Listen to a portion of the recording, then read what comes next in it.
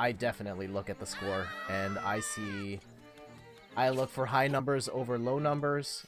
I definitely use Metacritic to get a general idea of what a game is scoring. Not to say that it's the be-all, end-all of how I choose what games I play and buy, because there are games that are in the 9s that I know I'm most likely gonna hate. Like, I know Red Dead is not for me. Having played the first one, well, Red Dead Redemption, I'm pretty sure I'm not gonna be a fan of Red Dead 2, regardless of what the reviewers say. So yeah, generally I have a system for like how I manage Metacritic scores. If a game gets in the 90 and up range, it's something where, like, if I was interested in it, I'm buying it instantly.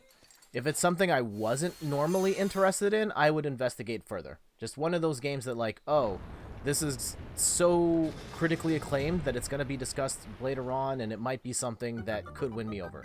A game like Celeste was one of those ones that I didn't even know it existed until the review scores came out, and it scored insanely high. And I was like, you know what, we should probably try this out just to see what's going on. And that was my game of the year. Yeah, if it's in the 90s, I'm buying it, and I might buy something that I wasn't planning on buying in the first place. If it's in the 80s and it's something I'm interested in, I'm just buying it. If it's in the 70s, now I start to...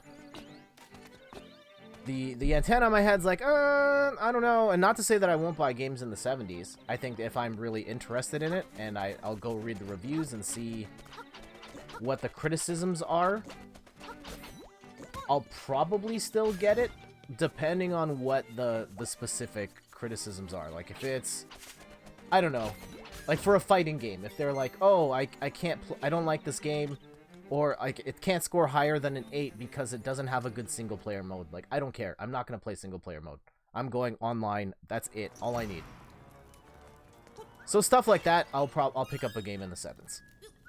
If it's in the 6s, that's about as low as I go, where I'll see the flaws and be like, okay, I understand this is a flawed product, but I'm still interested in this game. I'm gonna do it.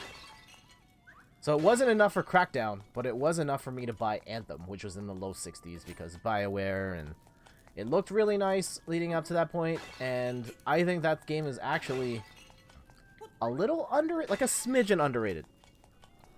I think that game is probably closer to the high 6s, low 7s in my opinion. But I still bought it. I tried it. I almost beat that game, actually, in hindsight. I was really far into it. But once we get into, like, the 5s, the 50s, then I'm out.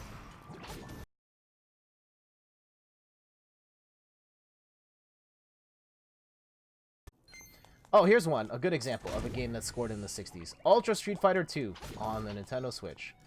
That is a game that did not score well. And it was just like, hey, it's Street Fighter 2, and the stuff they added in wasn't that great. The online wasn't that great. But I really like Street Fighter 2, and I didn't have a lot of stuff to play on the Switch at the time, so I bought that, and you know, I was fine with it.